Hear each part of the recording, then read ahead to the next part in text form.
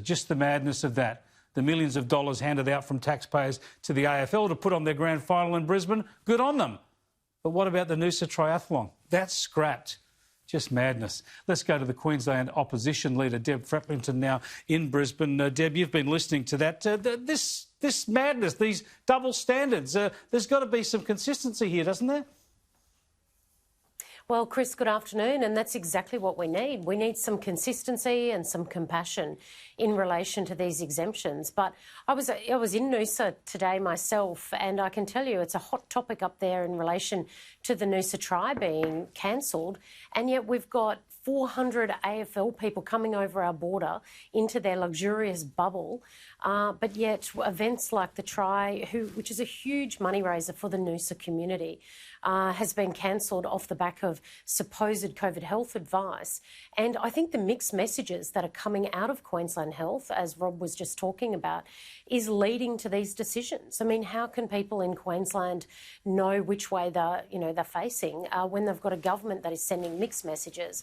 You know, one thing, for example, the border exemptions, it's all okay for the celebrities and the AFL executives and all the rest of them, but not good enough for people that have genuine medical health needs or boarding school kids. I mean, it's a really mixed messages, and quite frankly, I understand their frustration.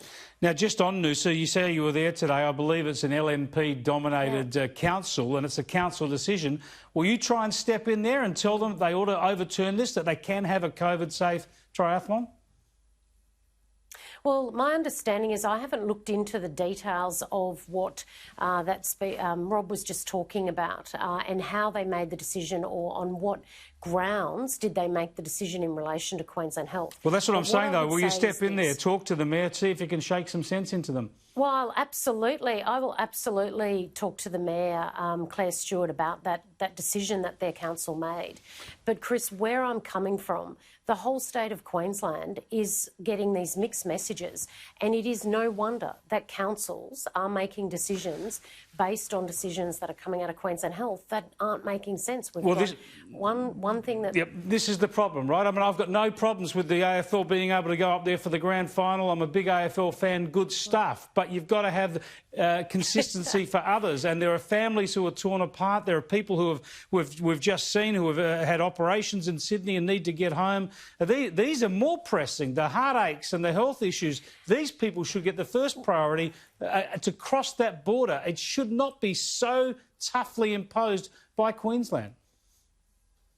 Well, look, absolutely, and I'm on the record of saying we need to make sure that the two premiers are talking together. And look, Gladys Berejiklian's on record of saying she's been trying to communicate with Premier Palaszczuk, but unfortunately the Premier here in Queensland's being ridiculously stubborn. Look, you look at the images from Mungandai, that's a community that is split between Queensland and New South Wales. You've got locals around Mungandai who are on the Queensland side, will now have to go to Moree to shop. Yeah, we know those issues. Sorry to interrupt, but I just want to hurry along. We've seen those issues. We've ventilated them a lot on this program.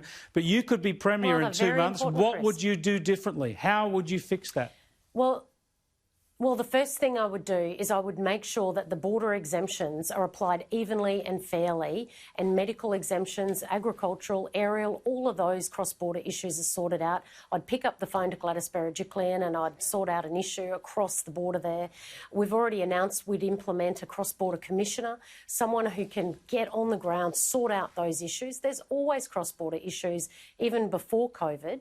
And to have a cross-border commission is a great idea, even without COVID. So we get that person on the ground straight away as well. Also, we've heard from the Queensland government they will only open up the border to New South Wales now if New South Wales has a full month. That's 2 infection cycles, a full month without any community transmission in New South Wales. That may never happen again in the history of New South Wales. Even Gladys Berejiklian has said that may never happen. Would you have a lower bar? Would you lower that bar for reopening the border properly, and where would you set it? Well, Chris, what I've said is I'll follow the health advice. So but that's the health advice. That's the health advice, and it's obviously way too stringent because New South Wales may never go a month without a transmission again. Well, the health advice in Queensland is right now that there has to be that community transmission out of the way for 2 incubation periods. Now, we do need tough border controls, but Chris, I understand the frustration. I'm living it. I'm living in Queensland. But it's unrealistic, Deb Frecklington. It's unrealistic because there may never be a vaccine. We may have the coronavirus with us for decades, years, forever. You can't say you're going to keep that border closed until New South Wales has no infections. Well, Chris, and I'm on the record of saying this is a virus that we are going to have to learn to live with. And when I have all of the health advice in front of me, when I get the briefing from the government, which I routinely ask for on a weekly basis, and I really don't get a great response from the Premier, so I feel I can understand where Gladys is coming from there. But it is important that we do make sure we've got the tough measures, but I have also said we've got to make sure that we're looking after people, especially with medical concerns, where they're coming up from New South Wales. We've got to look at how we are working with these cross-border issues. All I've got to go on, Chris, is the health advice that is coming out of the mouth of the Chief Health Officer here in Queensland, and I'm, I'll accept it for today. But what I'm saying to you is we've got it. That's why we need, if the borders are going to be shut under Premier Palaszczuk, she's still the Premier for another 60 days, then we need a really good economic plan coming out of that. And this is exactly why I'm out and about talking about my economic plan for jobs for Queensland, because like Noosa, people are hurting. I mean, they're about 75% down in their businesses. It's a pretty diabolical state here in Queensland at the moment. I do believe, though, that it's your birthday today, so happy birthday, Deb Frecklington. Thank you very much, Chris. Talk again soon. Have a great day.